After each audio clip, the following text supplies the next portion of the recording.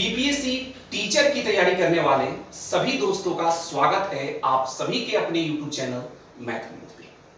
दोस्तों इस वीडियो में आज हम लोग बीपीएससी टीचर स्पेशल रीजनिंग के कुछ महत्वपूर्ण प्रश्नों पे हम लोग फोकस करेंगे जो आने वाले एग्जाम के लिए आप सभी के लिए बहुत ही ज्यादा इंपॉर्टेंट है। जैसे दोस्तों रीजनिंग के इस प्रश्न को ध्यान से देखिएगा। बीपीएससी टीचर के लिए एक क्वेश्चन फिक्स है कि ऐसे प्रश्न पूछे जाएंगे। निम्नलिखित में से कौन सी आकृति मोड़कर बनाई जा सकती है?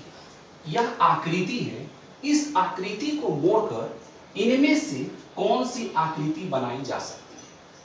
समझेंगे ध्यान से। दोस्तों जो बगल में होगा, जैसे 1 के बगल में क्या है 2 है और 2 के बगल में कौन है 6 है, तो जो दोस्तों बगल में रहेगा वह सामने नहीं होगा। ठीक है, जो बगल में होगा वह सामने नहीं होगा। आपने डाइस में जरूर देखा होगा। ठीक है, तो 1 के बगल में कौन है 2 और 2 के बगल में कौन है 6 है। अपोजिट इसमें जानते हैं कौन होगा? 2 का अपोजिट यहां 4 होगा। ठीक है, 2 का अपोजिट कौन होगा 4 होगा और 6 का अपोजिट कौन होगा 3 होगा। 2 का अपोजिट 4, 6 का अपोजिट 3 और 1 का अपोजिट आपका 5 हो जाएगा। ठीक है, समझेंगे ध्यान से, क्योंकि जो बगल में होगा दोस्तों वह आपका अपोजिट नहीं होगा। ठीक, जैसे 1 के बगल में 2 है तो 1 का अपोजिट 2 नहीं हो सकता है, 2 का अपोजिट 6 नहीं हो सकता है, तो 2 का अपोजिट कौन होगा यहाँ 4 होगा और 6 का अपोजिट कौन होगा 3 होगा और 1 का अपोजिट कौन होगा 5 होगा। यहां तक समझ लीजिए।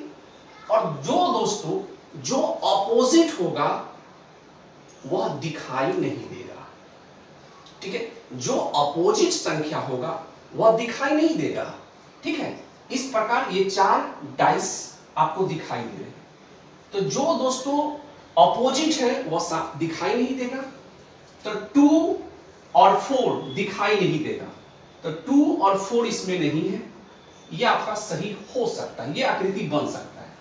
फिर दोस्तों देखिए 3 और 6, तो 3 और 6 तो दिखाई दे दिया, यानी कि यह गलत है, यह आकृति नहीं बन सकता है कि नहीं?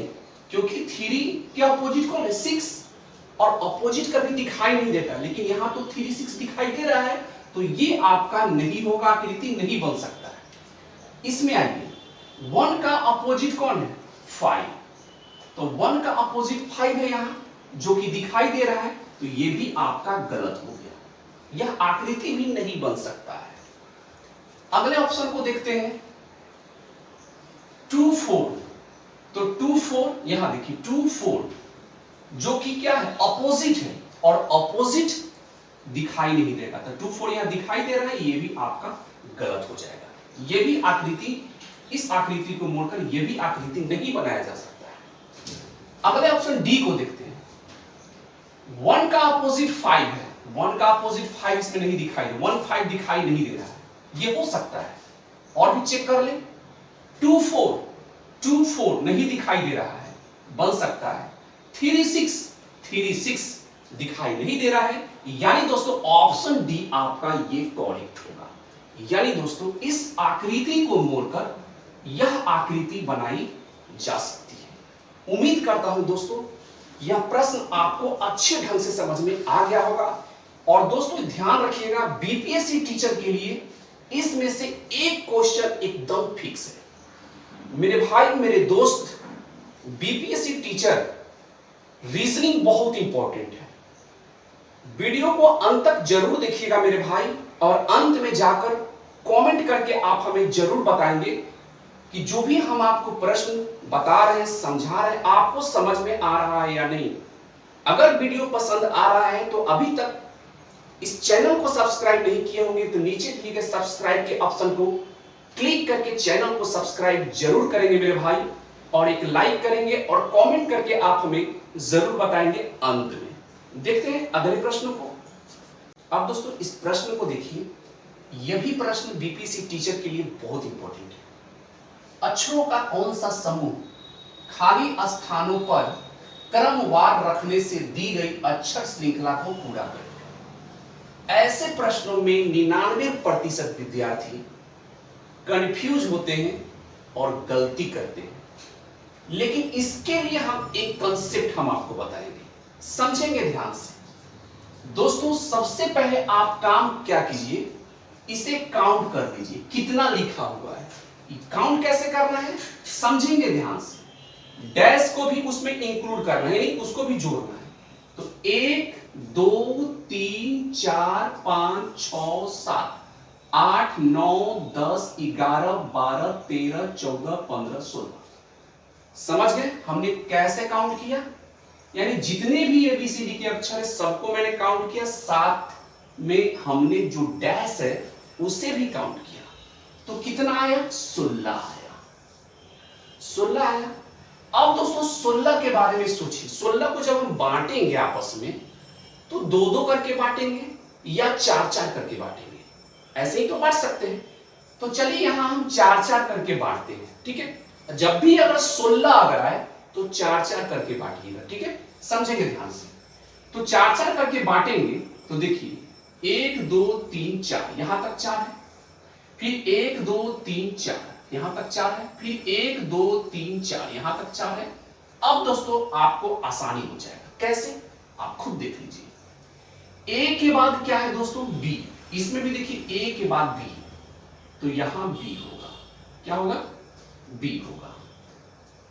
फिर दोस्तों देखिए ए बी बी हो गया, बी बी, तो बी बी के बाद क्या है? ए है, यानी कि यहां ए होगा।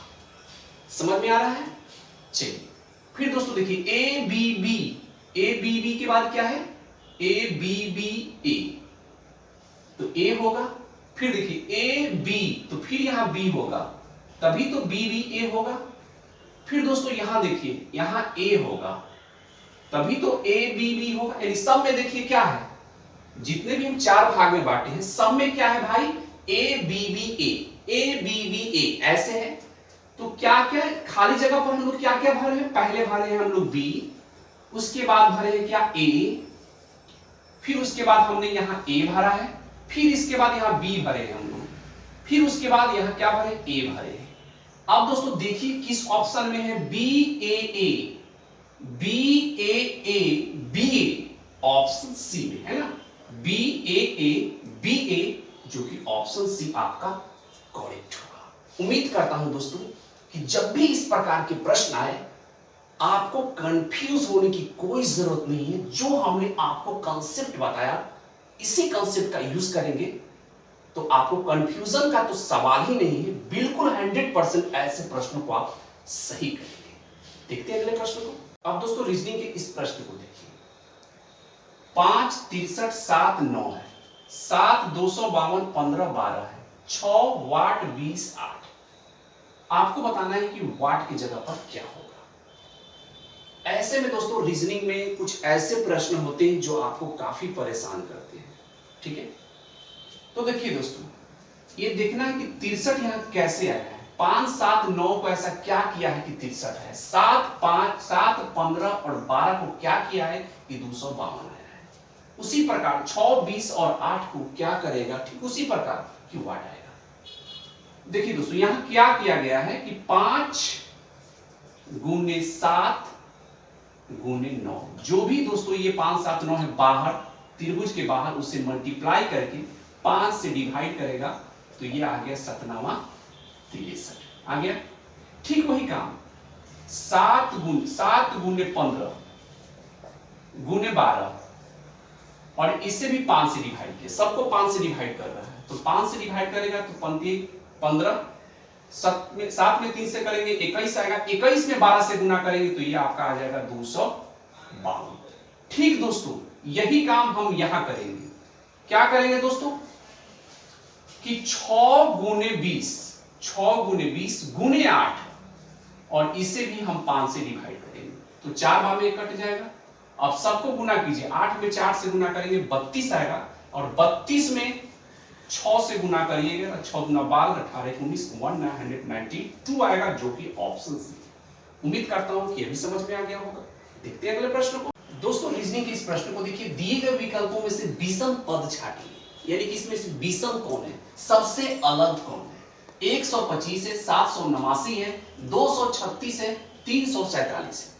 तो इसमें सबसे अलग कौन है उसे हमें छांटना है। तो दोस्तों देखिए 125, 789 और 236 ये तीनों जो संख्या है दोस्तों option B, option B, option C जो कि भाज्य संख्या है, जबकि 347 एक अभाज्य संख्या है। तो यह सबसे हटके है, सबसे अलग है, तो ऑप्शन बी आपका सही होगा। देखते हैं अगले प्रश्न को।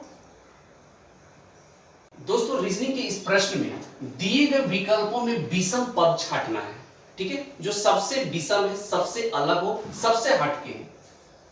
टमाटर, आलू, गाजर, प्याज। तो इसमें कौन सा ऑप्शन ऐसा है जो तीनों से हटके है, तीनों से अलग है? तो दोस्तों आलू जो होता है वह जमीन के अंदर ही होता है, गाजर जो होता है यह भी जमीन के अंदर, प्याज जो होता है यह भी जमीन के अंदर ही, लेकिन टमाटर जो फलता है दोस्तों यह जमीन के ऊपर फलता है। जो ये सबसे अलग है, सबसे हटके है, तो यहां विषम जो होगा वह हो जाएगा टमाटर।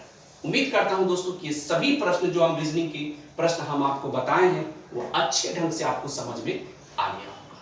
तो अभी तक चैनल को सब्सक्राइब नहीं किए तो प्लीज आप सभी से हमारी रिक्वेस्ट है, विनती है कि चैनल को सब्सक्राइब करके हमें सपोर्ट जरूर करें। मिलते हैं अगले वीडियो में, तब तक जय हिंद।